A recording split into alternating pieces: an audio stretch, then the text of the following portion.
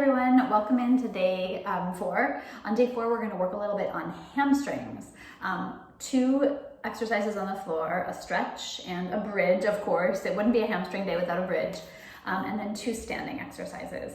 Hamstrings just super important. I want you to try to feel them more when you move throughout your day, when you sit, when you stand, driving more motions from your hamstrings, and we'll talk about that throughout today. So you'll notice that with a lot of these days, I've thrown in a stretch as well, because stretches help us feel our muscles. It's really that simple. So you are more aware of your alignment and of your engagement when you're feeling a little bit, when you've just done an active stretch and you're feeling a little bit looser. So we're gonna come down onto your back, coming down on an elbow, lying onto your side and rolling onto your back.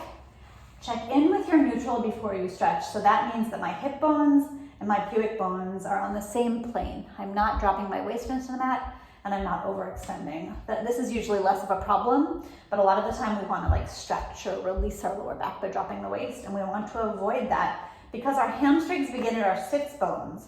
So I have a much better stretch when my sits bone is reaching that way. Sorry, my foot is out of the screen. Still working on setup here a little bit. But extending my leg towards the sky, really pretty tight. I'm often really tight in my hamstrings. And I'm engaging, I'm holding on behind my thigh bone. If you're super loose, go ahead and grab onto your shin, that's fine. And I'm just breathing into the stretch, really working on keeping myself neutral. I know you can't see my foot, but I am flexed at my ankle, really trying to extend the leg because that pulls on that deep back line of fascia. It's a very different stretch with a pointed foot, very different. Much easier, but really, yeah, really flexing that foot for maybe 2 more breaths.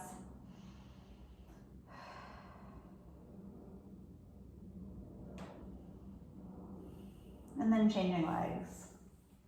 And again, keeping yourself neutral, extending the leg up. You of course have the option to wrap a belt or a scarf around your foot if you want a little bit more traction here.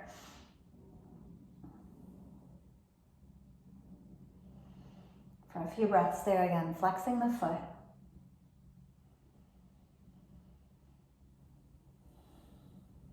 And if holding onto your thigh bone is a challenge, the wall is also a lovely assistant here. You can pop your heels on the wall, or if you kind of have a corner, one leg down and the other leg up. So we're gonna go into the bridge now. Before you bridge, again, really important just to check in with that neutral. So that feeling of like the pelvis being almost in this feeling of a slight arch. If you're unfamiliar with neutral, it will definitely feel like an arch. If you've worked with me for a while, you'll know that that is neutral. So from here, there's this motion that like babies do before they crawl of like kind of jiggling themselves back and forth. So find that feeling of like sliding your bones within your skin forward and back on the mat, because the pulling forward feeling, that's your hamstrings doing the pulling forward feeling, that jiggle. That pulling forward is exactly what I want you to try to be able to find like throughout your day as you walk, almost like you're pulling the ground towards you as you walk. And certainly if you're a runner, that feeling is something to look for. So from here, now trying to hold yourself in that pulled forward motion. My knees are at 90 degrees, my feet are planted flat on the floor, and with a straight back, I'm just hinging straight up off the mat.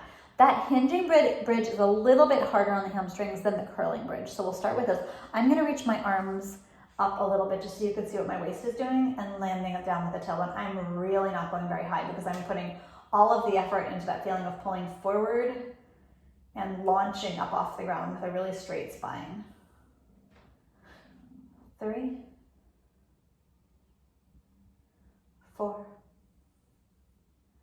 and 5. And just for the sake of comparison, let's throw in a couple of articulating bridges. So rippling down through the back and curling up. You'll find that if you focus on the bridge going really high like this, it's not really coming from the hamstrings anymore. It's coming from my lower back, it's coming from my glutes. Dropping all that stuff out of this keeps the work in your legs. And one isn't better than the other, they're just different. And today, because we're focusing on hamstrings, we're keeping it kind of more, a little bit lower, a little bit more elongated. And again, you can throw in a couple of the high curly ones for the sake of comparison. It feels nice to stretch out the back a little bit, but it's a different emphasis. Really be careful as you bridge that your toes definitely face forward. For a lot of us, they like to look a little bit out towards the sides, really feeling like you're driving the big toe mound into the ground. And we're just gonna stay up on this last one here, and just little hinges, 10, 9, 8, and really pushing for my hamstrings, leaving the glutes out of it, 6,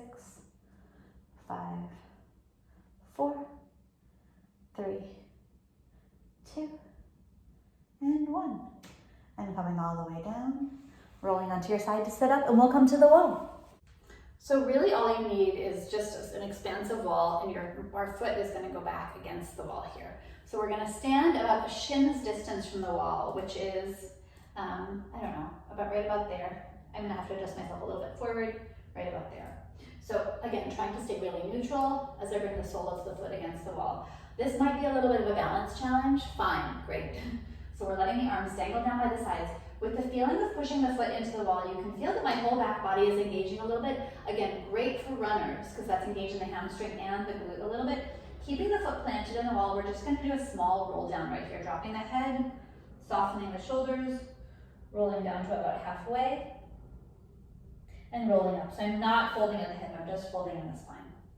That's 1. This is definitely a balance challenge for me today. And rolling down 2. And all the while keeping the heel planted in the wall. What's great about this is that it's not only a hamstring challenge for the bent leg, but also for the standing leg. 3.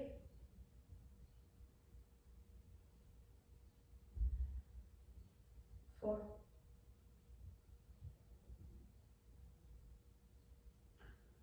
And 5.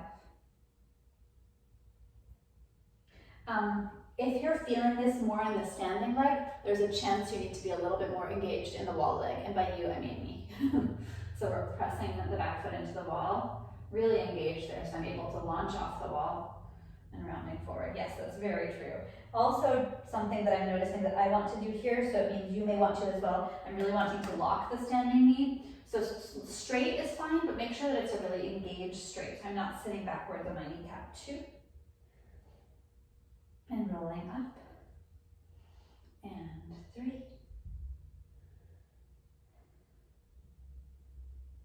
And 4. And 5. Good. So from here, we're going to go ahead and bring your tush back towards the wall. And we're going to rest, about, I don't know, what is that, 2 or 3 inches from the wall. So much so that when I forward fold, my tush is going to be able to touch the wall, but not with a round back and not falling forward. For example, if I was too close, I couldn't make it. I would fall forward. I would face plant. Too far away, I can counteract the weight of my upper body too much. So we're just going to do 10 forward folds with your feet about 2 feet apart. Wider is actually more challenging, but you don't want to exaggerate too far. So hands on the hips, and we're just forward folding. I've come a little bit too close to the wall, I think. And the goal is a flat back here because there's a hamstring stretch hiding in there. But if it's hard to get all the way to 90 degrees, no worries. I could probably get to 90 degrees if I went both wider with my feet and a little bit more forward with my heels, but I'm feeling the hamstrings already, so I think this is fine. 3. And feel free, like I'm doing, to adjust as you go. 4. What's great about this one is you can really feel the glute medius kick on to bring you back to standing. 4. And 5. So this one hits both boxes of both stretching and working. 6. 7. For an extra kick with this one, if you have some weights at home, go ahead and hold the weights against your chest, and that will make this a lot harder because it's loading, adding a lot of load to your upper back. 8. And I usually do this one with a 15-pound kettlebell. 9, and I will feel my hamstrings afterwards. 10. So I really hope you enjoyed those. Hamstrings are super important. I find those variations all really fun. So please do let me know, and I will see you on day 6.